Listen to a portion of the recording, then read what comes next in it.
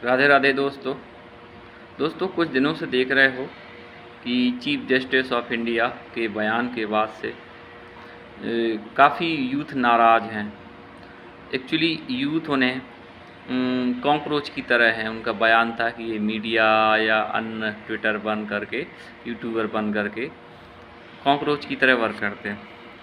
तो इससे काफ़ी नाराज़गी भी फैली और नाराज़गी है भी है, क्योंकि ये स्टेबल्स गवर्नमेंट, इस सिस्टम ने उन युवाओं का मजाक उड़ाया है। देखा जाए तो जो आज का युवा जो भी है, आज का सिस्टम जो भी है, चाहे वो गवर्नमेंट हो, चाहे वो क्राइम हो, चाहे वो पॉलिटिकल पार्टी हो, चाहे यहाँ का सिस्टम हो, उस पूरा जो सिस्टम है उसकी बुनियाद तो यहाँ की सिस्टम ने ही रखी है। आज कोई भी युवा अगर जैसा है, उसके लिए डायरेक्टली गवर्नमेंट या हमारा जो इस्टेब्लिश सिस्टम है वो रिस्पॉन्सिबल है। और उन युवाओं को जॉब ना देकर, अपॉर्चुनिटी ना देकर, उनके स्किल्स को निखार ना कर उनका मजाक उड़ाना, वो भी शीर्ष पदों पर बैठे हुए पॉलिटिकल्स, एडमिनिस्ट्रेटिव द्वारा या जुडिशरी द्वारा, ये कहीं ना कहीं युवाओं को एक चैलेंज है। दूसरा साइकोलॉजिकल फैक्टर ये भी है कि कहीं ना कहीं युवाओं को इग्नोर किया जा रहा है, उनको स्किल्स को दबाया जा रहा है। और एक ट्रेडिशनल है जो स्टेबल पावरफुल लोग हैं, उन्हीं की जो जनरेशन है वो बड़े बड़े पदों पे बनती जा रही है। दूसरा ये है कि युवा बेरोजगार हैं।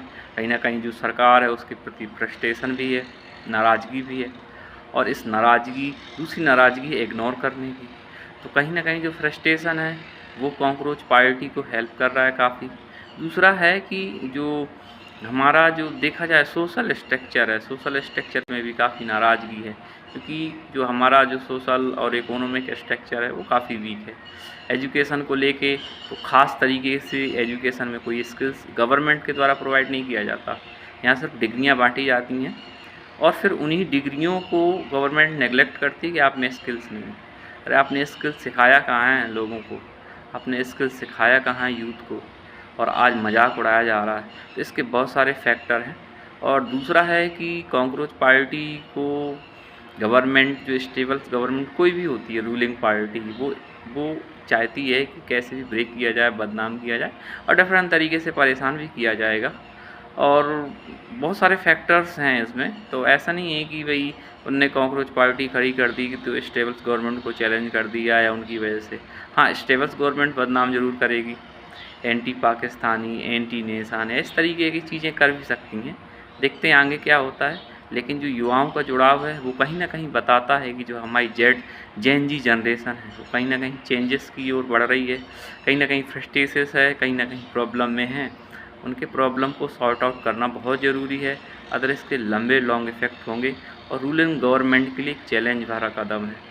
और मैं समझता हूँ रूलिंग गवर्नमेंट को ये चीज़ समझ में आ रही होगी कि जो युवा हैं, आज का नौजवान युवा है, इंडिया तो सबसे मेजर डेवलपिंग नेशन के साथ साथ जो यंग पॉपुलेशन में सबसे ज़्यादा है, 60% युवा है। और उसके अंदर हुनर की कमी नहीं है, वो करना चाहता है, लेकिन इकोनॉमिक सिस्टम ऐसा है कि उसको अपॉर्चुनिटी ही नहीं है, मौका ही नहीं मिल रहा। इसलिए वो डिफरेंट डिफरेंट तरीके से अपना जो एंगर है, नाराज़गी है, वो निकालना चाहता है।